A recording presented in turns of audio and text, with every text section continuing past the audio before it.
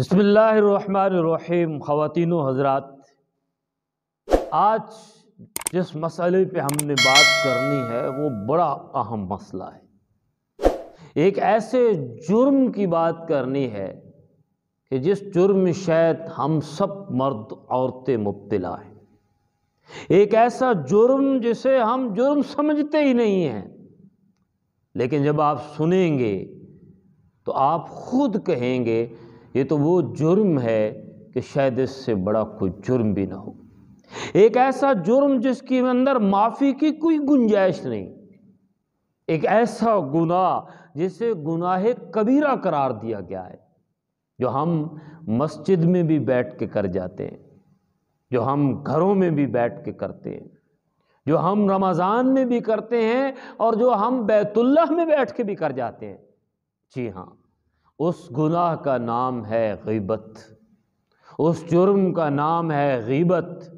غیبت کیا ہے؟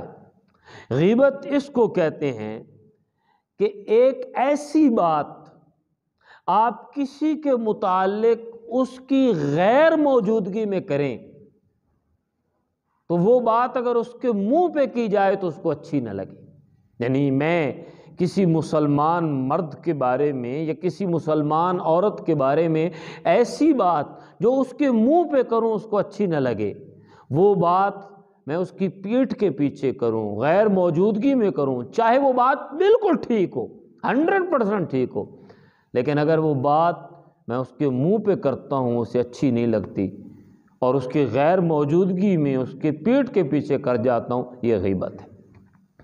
قرآن کریم تو اس کے بارے میں کیا کہہ رہا ہے؟ قرآن کہتا ہے اَيُحِبُّ أَحَدُكُمْ أَن يَأْكُلَ لَحْمَ أَخِيهِ مَيْتًا فَكَرِهْتُمُوهُ۔ ارے تم اس بات کو پسند کرتے ہو کہ تمہارا ایک بھائی مرا ہوا پڑا ہو اور تم اپنے اس مردہ بھائی کے جسم سے گوشت اتار کے کھا جاؤ۔ کوئی انسان بھی اپنے بھائی کا گوشت کھانے کے لیے تیار نہیں ہے، مردہ بھائی کا۔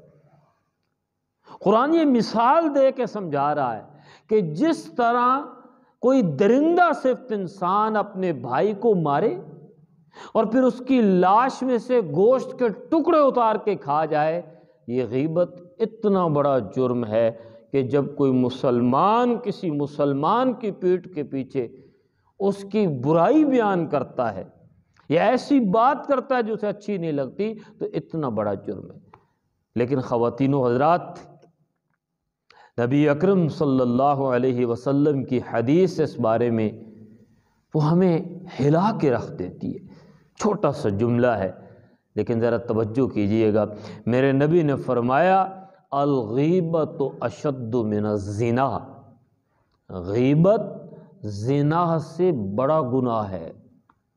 صحابی رسول نے پوچھا یا رسول اللہ صلی اللہ علیہ وآلہ وسلم، یہ آپ کیا فرما رہے ہیں؟ غیبت زنا سے بڑا جرم ہے؟ آپ نے فرمایا ہاں، ہو سکتا ہے کہ اللہ تعالیٰ زنا کرنے والے زانی کو معاف کر دے لیکن غیبت کرنے والے کو اللہ معاف نہیں کرے گا۔ یہ اتنا بڑا جرم ہے۔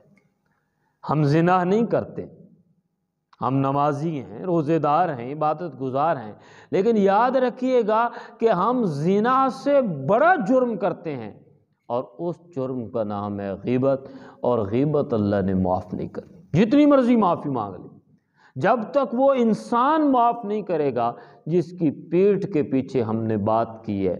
اسی لیے ایک حدیث میں ہے کہ رسالت مآب صلی اللہ علیہ وسلم نے فرمایا ایک شخص احد پہاڑ جتنی نیکیاں لے کر آئے گا لیکن اس کی ایک ایک نیکی اس کے نامہ اعمال سے خارج کر دی جائے گی کیونکہ اس نے لوگوں کی غیبت کی ہوگی، لوگوں کو گالیاں دی ہوں گی، لوگوں کے بارے میں بدگمانی کی ہوگی، اور اسی بنیاد پر اس کو دوزخ کی آگ میں ڈال دیا جائے گا۔